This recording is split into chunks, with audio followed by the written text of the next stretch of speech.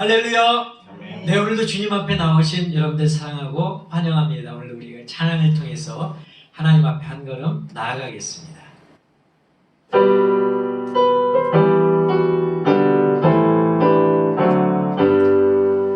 시온의 영광이 빛나는 것이 어둡던 이 땅이 밝아오네.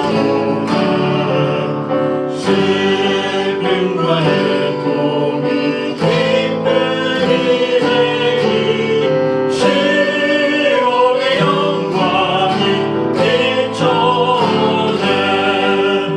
시온의 영광이 빛나는 같이 꿰였던 봄들이 다가오네. 오래전 선지자 꿈꾸던 꿈을 만민이 다 다시 드리겠네. 보아라 광야에 와쳐가니요 놀랐던 시냇물을 너네. 이삭과 전산이 하늘에서 울려 주의 승종이 찬송하네. 하늘아 바다야 많이 섬기라. 찬양을 주님께 드리여라. 삶과 죄악에 자복한 땅에 찬송이 하늘에 상을 치네. 우리 다 함께 사도신경으로 신앙 고백하겠습니다. 나는 전능하신 아버지 하나님 천지의 창조주를 믿습니다. 나는 그의 유일하신 아들 우리 주 예수 그리스도를 믿습니다. 그는 성령으로 잉태되어 동정녀 마리아에게서 나시고 본디오 빌라도에게 고난을 받아 십자가에 못 박혀 죽으시고 장사된 지 사흘 만에 죽은 자 가운데서 다시 살아나셨으며 하늘에 오르시어 전능하신 아버지 하나님 우편에 앉아 계시다가 거기로부터 살아있는 자와 죽은 자를 심판하러 오십니다. 나는 성령을 믿으며 거룩한 공교회와 성도의 교제와 죄를 용서받는 것과 몸의 부활과 영생을 믿습니다. 아멘.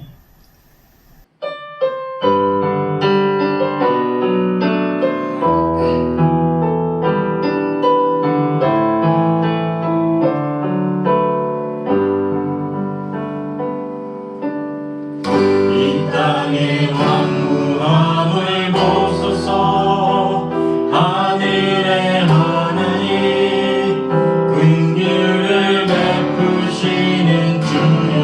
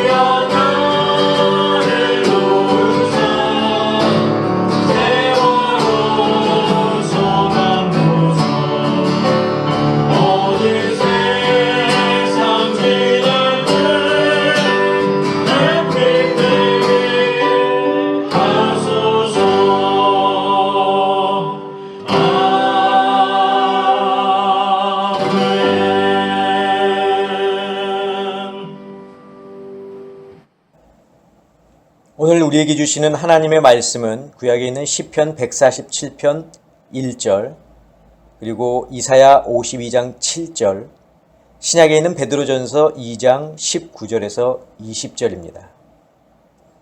자, 먼저 시편 147편 1절입니다.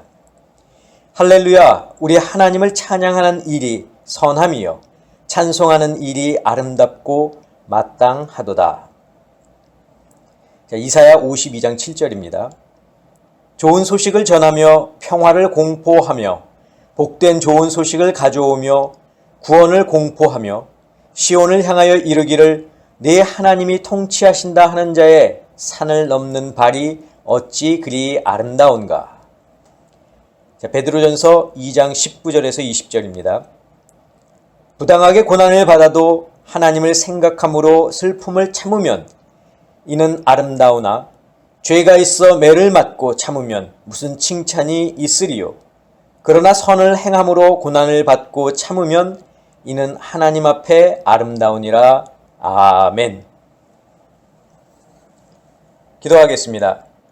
사랑의 아버지 하나님, 감사합니다. 오늘도 저희들을 부르시고 또 2023년 새해 첫 주일을 시작하게 하시니 감사합니다. 항상 우리 마음에 주님을 사랑하는 마음을 품게 하시고 저희에게 주시는 그 말씀을 저희들이 항상 들으며 그 말씀에 오늘도 감사하고 순종하는 저희들 될 수 있도록 주님 인도하여 주시옵소서. 예수 그리스도의 이름으로 기도하옵나이다. 아멘. 예, 여러분 지난 한 주도 주님의 은혜 가운데 잘 거하시고 또 말씀에 순종하며 또 한 해를 잘 뒤돌아보고 또 새해를 여러분들 향해서 또 새로운 그런 계획을 잘 세우셨습니까? 자, 오늘 이제 우리가 2023년 새해를 시작하는데 항상 하나님의 말씀이 우리를 떠나지 않도록 여러분들 그 말씀을 가까이 하는 올 한 해가 될 수 있기를 간절히 부탁을 드립니다. 자, 오늘은 우리 아름다운 교회가 개척된 지 13년이 되는 창립 기념 주일입니다. 자, 2010년 1월 3일 코코헤드 애베뉴에 있는 어셈블리 오브 갓이라고 하는 그 교회에서 첫 예배를 드린 이후로 지금까지 예배 초소를 2번 옮겼고 또 예수마을 교회와 한 번의 그 머지가 있었습니다. 자, 제가 작년 창립주일 때를 기억하는데 매년 창립주일 설교를 준비하면서 어떤 제목으로 말씀을 전할까 고민을 하다가 어떤 교회의 목사님은 매년 같은 설교 제목으로 창립주일 말씀을 하신다는 그런 이야기를 듣고 나도 저렇게 해야겠다라고 말씀을 드린 적이 있습니다. 자, 교회 개척 당시의 취지 또 그때의 마음, 그것을 잊지 않기 위해서죠. 자, 물론 설교 제목이 같다고 해서 본문이나 내용이 작년과 똑같은 것은 아닙니다. 조금은 비슷한 내용이 있을 수 있겠지만 중요한 것은 우리가 들은 그 말씀을 얼마나 잘 듣고서 우리가 변했는지, 우리가 달라졌는지 하는 것입니다. 자, 오늘 설교 제목 역시 하나님 보시기에 아름다운 교회입니다. 자, 교회의 이름을 만들 당시 아름다운 교회라고 하면 자칫 겉으로 드러난 모습의 그 교회를 생각할 수 있기 때문에 하나님은 저에게 이 아름다운 단어보다 더 소중한 단어를 생각나게 하셨습니다. 그것이 바로 하나님 보시기에입니다. 저는 지금도 이 구절을 잊지 못합니다. 아직도 그때의 기억을 생생하게 하고 있습니다. 결코 잊을 수 없는 구절이고 절대로 버릴 수 없는 구절입니다. 저는 우리 아름다운 교회 성도 여러분들도 저와 동일한 마음과 또 생각을 가질 수 있기를 간절히 바랍니다. 자, 그렇다면 하나님이 보시기에 아름다운 교회는 과연 어떤 교회일까? 먼저 이것에 대해서 말씀을 드리기 전에 왜 교회가 하나님 보시기에 아름다운 교회가 되어야 할까에 대해서 먼저 말씀을 드리겠습니다. 자, 교회가 하나님 보시기에 아름다워야 하는 이유는 하나님 당신이 바로 아름다운 분이시기 때문에 그렇습니다. 자, 하나님은 세상을 창조하실 때 아름답게 창조하셨습니다.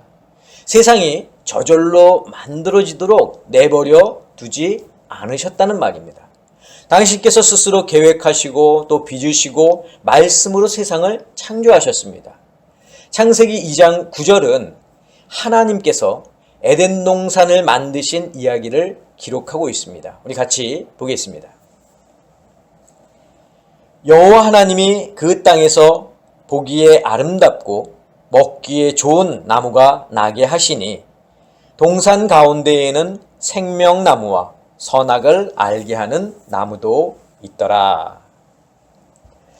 자, 하나님은 동산 중앙에 있는 생명나무와 선악을 알게 하는 나무 외에도 여러 나무들을 나게 하셨는데 그 나무들이 보기에 아름답고 먹기도 좋다고 성경은 말씀하고 있습니다. 물론 여기서 보기에라고 하는 단어와 먹기에라고 하는 단어는 아담과 하와가 봤을 때를 염두에서 서술했지만 결국 보기에 아름답고 먹기에 좋은 나무를 나게 하신 분은 하나님이시고 하나님께서 아름답고 선한 분이시기 때문에 그분의 창조물 또한 아름다울 수밖에 없습니다.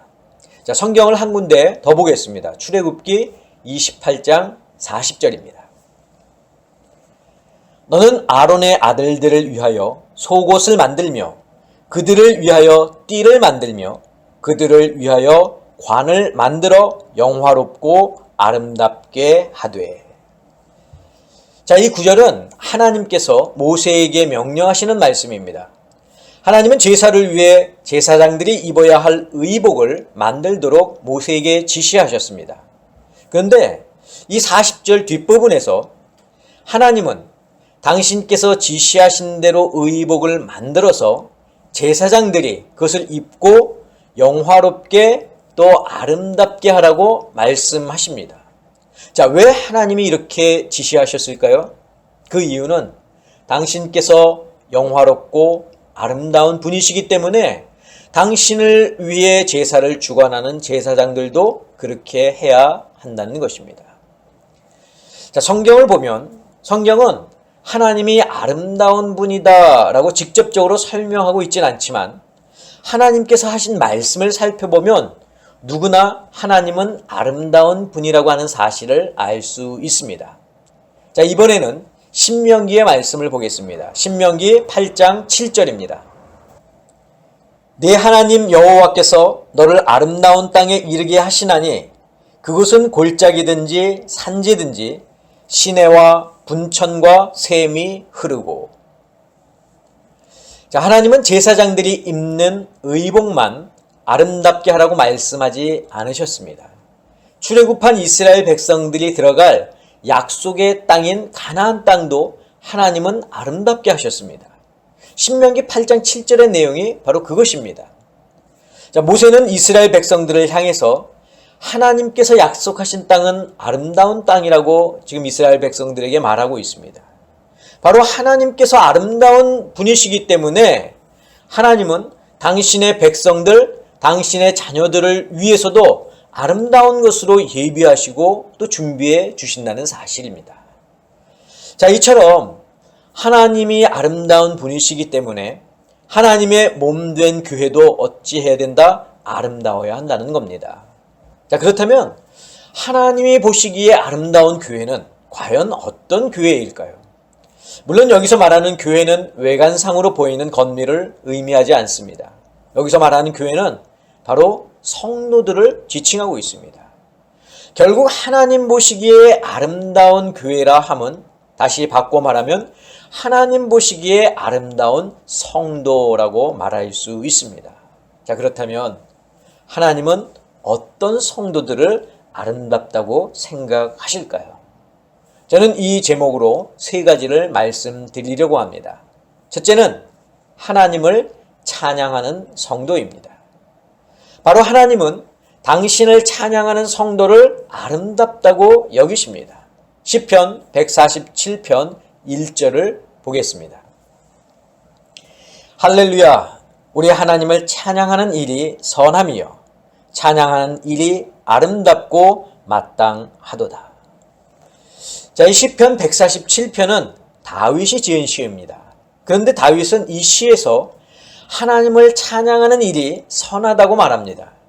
그리고 하나님을 찬송하는 일이 아름답다고 말하고 있습니다. 그리고 하나님을 찬양하고 찬송하는 것이 마땅하다고 말하고 있습니다. 자, 그런데 이 구절을 보면서 이렇게 생각하시는 분도 아마 계실지 모릅니다. 시편 147편 1절은 다윗의 개인적인 의견 아닌가요? 다윗이 스스로 생각하기에 하나님을 찬양하는 것이 아름답다고 말한 것 아닌가요? 이렇게 말할지 모릅니다. 물론 이 말이 틀린 것은 아닙니다. 그러나 여러분, 다윗이 어떤 사람인지를 알고 나면 우리는 다윗의 이 고백이 곧 하나님을 향한 그리고 하나님의 마음에 합한 고백인 것을 알 수가 있습니다. 자, 다윗은 믿음이 신실한 사람입니다. 다윗은 하나님께 전적으로 순종하는 사람입니다. 비록 그의 인생에 있어서 몇 가지 오점을 남기기는 했지만 다윗만큼 하나님과 가까웠던 사람도 별로 없습니다.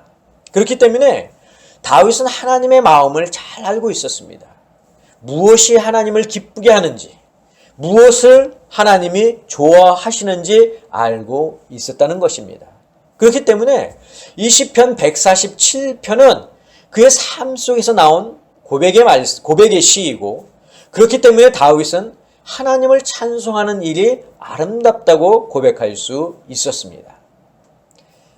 사랑하는 성도 여러분, 하나님은 우리의 찬양을 좋아하십니다.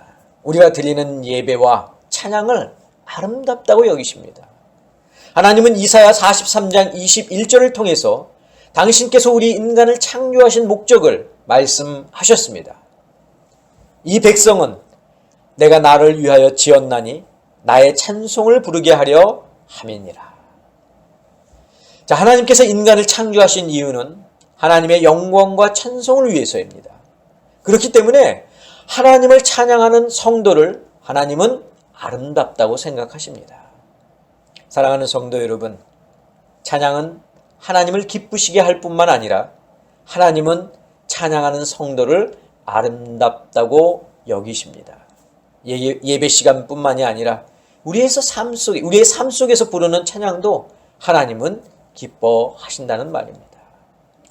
우리 교회는 유난히 찬양을 많이 합니다. 주님께 나아가는 찬양, 또 경배와 찬양 한 5곡, 교제의 찬양, 또 헌금 찬양, 파송의 찬양, 이렇게 매 예배 때마다 우리는 9번의 찬양을 합니다. 저는 우리 아름다운 교회 성도 여러분들이 이 찬양을 그냥 부르는 것이 아니라 이 찬양을 통해서 하나님을 기쁘시게 해드리기를 간절히 축원합니다. 자, 둘째로 하나님이 아름답다고 여기실 성도는 복음을 전하는 성도입니다. 자, 이사야 52장 7절을 보겠습니다. 좋은 소식을 전하며 평화를 공포하며 복된 좋은 소식을 가져오며 구원을 공포하며 시온을 향하여 이르기를 내 하나님이 통치하신다 하는 자의 산을 넘는 발이 어찌 그리 아름다운가. 자, 이 구절은 바벨론의 포로로 잡혀있던 이스라엘 백성들에게 구원을 약속하셨던 하나님의 선포가 성취되고 있음을 보여주고 있는 구절입니다. 이제 머지않아 이스라엘 백성들은 자유의 몸이 될 테고 고국으로 돌아갈 텐데 이 기쁨의 소식을 전하려고 산을 넘어 달려오는 자의 그 외침이, 그 발길이 얼마나 아름답겠습니까? 자, 그런데 이 이사야 52장 7절의 말씀은 바벨론 포로로 있었던 이스라엘 백성들에게만 국한된 그런 것이 아니라 인류의 구원을 위해 세상에 오실 예수 그리스도를 미리 예비하고 또 준비했던 광야에서 외치는 소리로 잘 알려진 세례 요한을 연상케 합니다. 세례 요한은 광야를 다니며 회개하라 천국이 가까웠느니라 라고 외쳤습니다.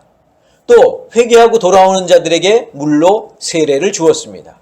그리고 예수님의 오실 길을 미리 준비한 인물이기도 했습니다.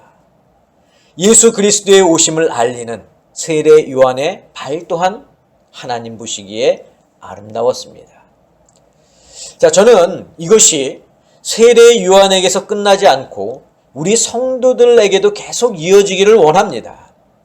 예수님은 이미 이 땅에 오셔서 구원을 이루셨지만 아직도 그 사실을 모르는 사람들이 이 세상에는 많이 있습니다. 아직도 세상의 어두운 곳에서 구원의 기쁨을 모른 채 세상의 기쁨만 추구하며 살아가는 사람들이 많이 있다는 겁니다. 저는 우리 아름다운 교회 성도 여러분들이 세상 사람들을 향해 좋은 소식을 전하고 또 구원의 기쁜 소식을 전하는 아름다운 발이 될 수 있기를 바랍니다. 복음을 전하는 발, 구원을 알리는 발, 그런 발이 될 수 있기를 주님의 이름으로 간절히 축원합니다. 자, 셋째로 하나님이 아름답다고 여기실 성도는 선을 행하다 고난을 받게 되더라도 참는 성도입니다. 자, 베드로전서 2장 19절에서 20절을 보겠습니다. 부당하게 고난을 받아도 하나님을 생각함으로 슬픔을 참으면 이는 아름다우나 죄가 있어 매를 맞고 참으면 무슨 칭찬이 있으리요. 그러나 선을 행함으로 고난을 받고 참으면 이는 하나님 앞에 아름다우니라. 본래 이 구절은 주인한테 부당하게 취급받는 하인들에게 하는 베드로의 말입니다.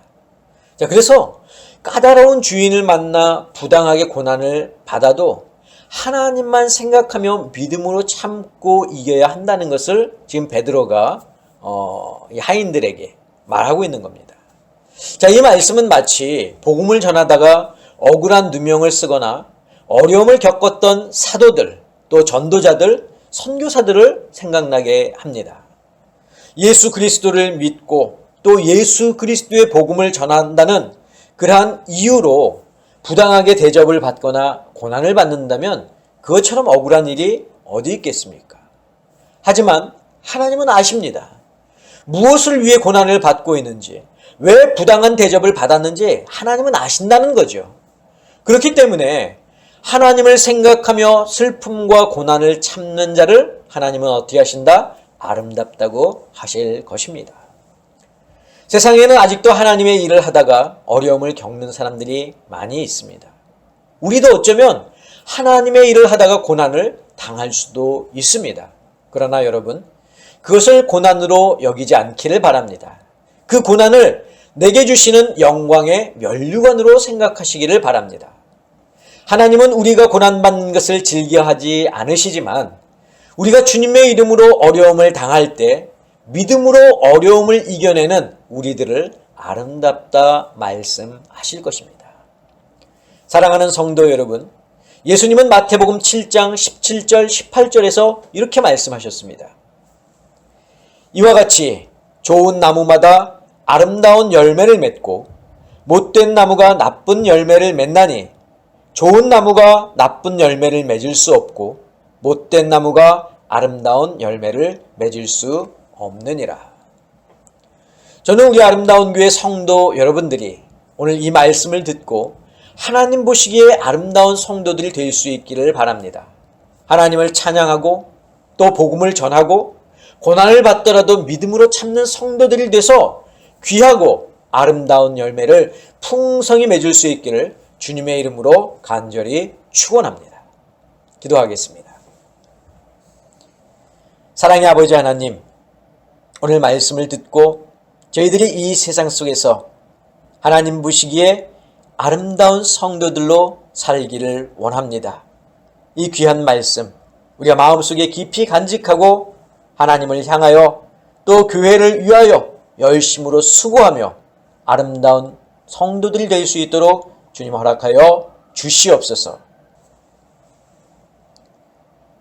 이제는 우리 주 예수 그리스도의 은혜와 하나님의 그 크신 사랑하심과 성령님의 역사하심이 오늘 말씀을 듣고 하나님 보시기에 아름다운 성도들이 되기 위하여 마음속으로 다짐하고 또 다짐하는 사랑하는 당신의 성도들 머리 위에, 저희들의 가정 위에, 건강 위에, 자녀들 위에, 직장과 사업과 일터 위에 지금부터 영원까지 함께 하옵시기를 간절히 축원하옵나이다. 아멘.